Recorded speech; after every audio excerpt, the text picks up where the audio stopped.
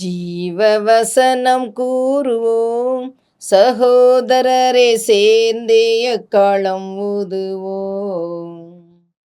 கர்த்தருடைய நாமம் உயர்த்தப்படுவதாக. கிறிஸ்துவுக்குள் அன்பானவர்களே, இந்த நாளிலும் ஜீவ வார்த்தை ஒன்றை நாம் கேட்போம். யாத்திராகமம் 14வது அதிகாரம் 18வது வசனம் இப்படி சொல்கிறது: இப்படி நான் பார்வோனாலும் அவன் ரதங்களாலும் அவன் குதிரை வீரராலும் மகிமைப்படும் பொழுது நானே கர்த்தர் என்பதை எகிப்தியர் அறிந்து கொள்வார்கள்.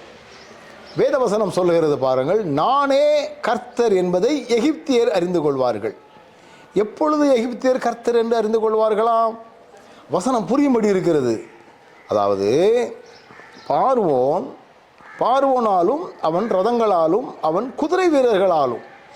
ஏன்னா இவங்கெல்லாம் தண்ணியில் அழிக்கப்பட வேண்டியவர்கள், அழிக்கப்படப்பட்டவர்கள், அழித்தார்கள். இதெல்லாம் ஏன் அப்படின்னா, எகிப்தியர்களுக்கு அப்போ தான் ஒரு உணர்வு வரும். இஸ்ரவேல் ஜனங்களை ஒரு மெய் தேவன் வழிநடத்தி கொண்டு செல்கிறார்.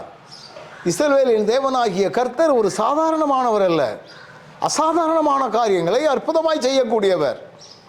ஒருவேளை இவர்கள் அந்நிய தேவர்களை வணங்கி நாடி ஓடிக்கொண்டிருக்கக்கூடிய எகிப்தியர்களாக இருந்தாலும் கர்த்தருடைய பிள்ளைகளை அடிமையாக்கணும்னு சொல்லி நினைச்சு ஓடி வந்தாங்க. ஆனால் அவர்கள் எல்லாரும் அழிக்கப்பட்டாங்க. அவ்வளோ பெரிய யுத்தம், அவ்வளோ பெரிய அழிவு, அவ்வளோ பெரிய சூழல். துரத்தி கொண்டு வந்த எகிப்தியர்களுக்கு யார் மெய்தேவன், யார் மெய்தேவன் அப்படிங்கிறது அவங்க புரிந்து கொள்ள வேண்டும். அதற்காகவே இப்படி ஒரு காரியத்தை ஆண்டவர் செய்கிறார். அதனால தான் வசனம் சொல்லுது, நானே கர்த்தர் என்பதை எகிப்தியர்கள் அறிந்து கொள்வார்கள். ஒவ்வொரு இன்சிடென்டின் மூலமாகவும் ஆண்டவர் ஒவ்வொரு வகையான காரியங்களை ரொம்ப ஆச்சரியமாக செய்கிறார், அற்புதமாக செய்கிறார், மகிமையாக செய்கிறார். எனவே இதை புரிந்து நம்முடைய வாழ்க்கையில், ஆண்டவரே நீர் தான் தேவன் அப்படிங்கிறத நீர் எப்படிலாம் வெளிப்படுத்தினீரோ, ஆண்டவரை விட்டு தூரம் போனவர்கள், ஆண்டவரோடு உறவில்லாதவர்கள், ஆண்டவருக்கு விரோதமானவர்கள், அவர்களும் மெய்தேவனாகிய ஆண்டவரை அறிந்து கொள்ள வேண்டுமே.